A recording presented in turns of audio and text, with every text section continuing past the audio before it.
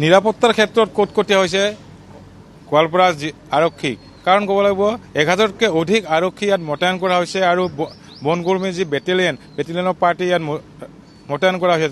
সেয়ে এতিয়া ক'ব লাগিব যে কোনো যেন ইয়াত অশান্তি সৃষ্টি কৰিব নোৱাৰে তাৰ বাবে কটকটীয়া নিৰাপত্তা ব্যৱস্থা কৰিছে আৰু যেটো পুৱা 6 বজাৰ পৰা আৰম্ভ কৰিছে উচ্ছেদ অভিযান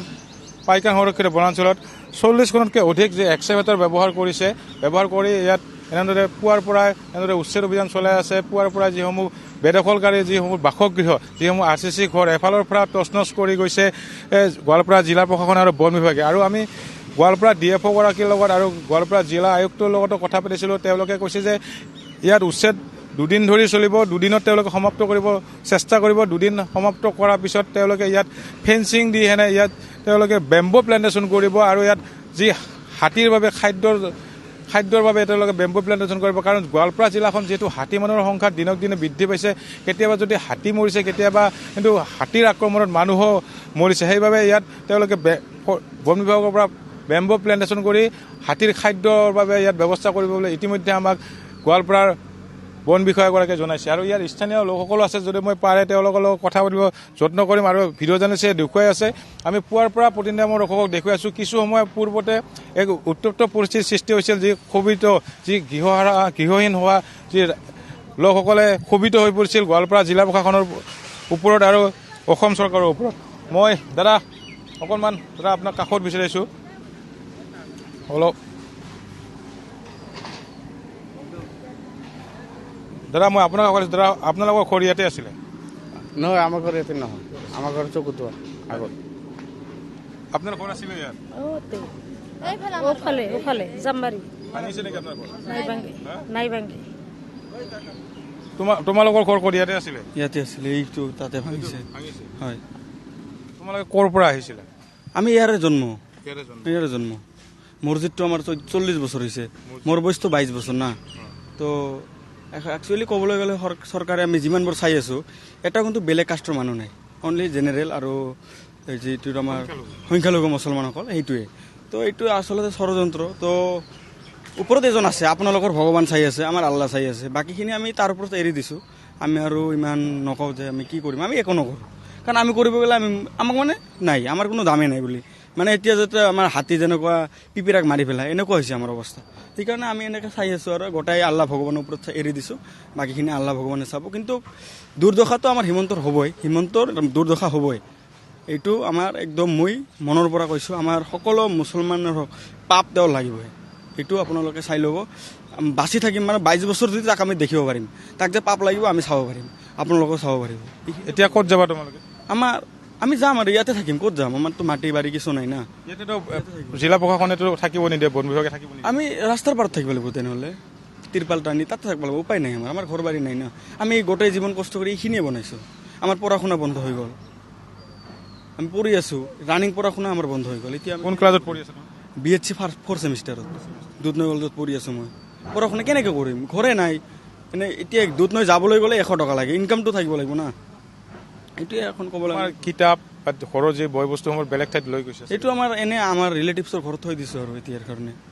জাননী পোৱাৰ পিছতে যিমানখিনি বস্তু আছিল যিখিনি বস্তু ল'ব পৰা যায় সেইখিনি আমি লৈ আমাৰ ৰিলেটিভছৰ ঘৰত থৈ দিছোঁ আৰু প্ৰশাসনে বন বিভাগে বাৰম্বাৰ মাইক যোগে চাগে ঘোষণা কৰি আছিলে বাৰম্বাৰ মানে এদিনত 4-5 বাৰকৈ আহে আৰু আহি ঘৰৰ ভিতৰত সোমাই যাই কয় তোমালোকে ওলাই যাবা নে আমি ভাঙি দিম আমি কিন্তু ভাঙাৰ টাইমত কিন্তু একো নাচাওঁ তোমালোকে যে ওলাই নোযোৱা তেনেহ'লে কিন্তু আমি চব বস্তু লগত থাকিলে ভাঙি দিম 10 তাৰিখলৈকে সময়সীমা দিছিলে আৰু জুম্বাৰ কাৰণে 11 তাৰিখটাও আমাক মানে সময়সীমা দিছিলে তোমালোকে দিন ৰাতি ভয় শংকাত দিন কটাইছিলা একদম ভয় মানে ক'বই নালাগে মানে ৰাতি টোপনি নাই এনেকুৱা অৱস্থা হৈ গৈছিল আমাৰ তো এতিয়া আৰু কি কৰিম ইয়াতে থাকিব লাগিব আৰু ওচৰে পাজৰে মই নিশ্চয়কৈ ভিডিঅ' জাৰ্নেলিষ্টক মই আকৌ সেই দৃশ্যসমূহ দেখুৱাবলৈ অনুৰোধ কৰিছোঁ চাওক 40খন এক্সকাভেটৰ ব্যৱহাৰ কৰি পুৱা 6 বজাৰ পৰা এনেদৰে গোৱালপাৰা বন বিভাগ আৰু গোৱালপাৰা জিলা প্ৰশাসনে এনেকৈ উচ্ছেদ অভিযান নামি পৰিছে আমি যেতিয়া বন বিভাগৰ DFO লগত কথা কৈছোঁ দুদিন ধৰি তেওঁলোকে এই উচ্ছেদ অভিযান চলাব বুলি ইতিমধ্যে আমাক কৈছে দুদিনত সমাপ্ত হোৱাৰ সম্ভাৱনা আছে যদি 3 দিনেও কৰিব পাৰে আৰু ক'ব লাগিব যে কোনো এক শান্তিপূৰ্ণভাৱে ইতিমধ্যে চলি যোৱা বুলি ক'ব লাগিব অকণমান আগতে এটা উত্তপ্ত পৰিস্থিতিৰ সৃষ্টি হৈছিলে কাৰণ ক্ষোভিত হৈছিলে আচলতে যিসকল গৃহহানি হৈছে যে উচ্ছেদিত পৰিয়ালসকলে কাৰণ তেওঁলোকৰ যি মৰমৰ যি বাসগৃহটো যেতিয়া বুলডোজাৰ লগাই এফালৰ পৰা যেতিয়া তছ নছ কৰিছে তেওঁলোকে ক্ষোভিত হৈহেনে তেওঁলোকে চৰকাৰৰ বিৰুদ্ধে আৰু জিলা প্ৰশাসনৰ বিৰুদ্ধে তেওঁলোকে মাত মাতিছিলে আৰু এনেদৰে দেখা গৈছে যে এই পাইকান যি সংৰক্ষিত বনাঞ্চলত ইয়াত 1048 বিঘা যি ভূমি আছে সেই ভূমি বেদখলকাৰীৰ কবলত আছিলে দীৰ্ঘদিনৰ পৰা যিটো ইয়াত হাতীৰ আশ্ৰয়স্থল পৰিব ইয়াত যেতিয়া হাতী মানুহৰ সংখ্যা দিনক দিনে বৃদ্ধি পাইছে গোৱালপাৰা জিলাত বাবে হাতীৰ আশ্ৰয়ৰ বাবে হাতীৰ খাদ্যৰ বাবে ইয়াত বেম্বো প্লেণ্টেশ্যন কৰিব বুলি ইতিমধ্যে আমাক গোৱালপাৰাৰ ডিএফঅ'গৰাকীয়ে জানিবলৈ দিছে ঋতুমণি পৰিস্থিতি পৰ্যবেক্ষণ কৰি আছে কোনোবা দল সংগঠনৰ লোক উপস্থিত হৈছে নেকি বা তেওঁলোকৰ ফালৰ পৰা কিবা প্ৰতিক্ৰিয়া আহিছে নেকি বিশ্বজিৎ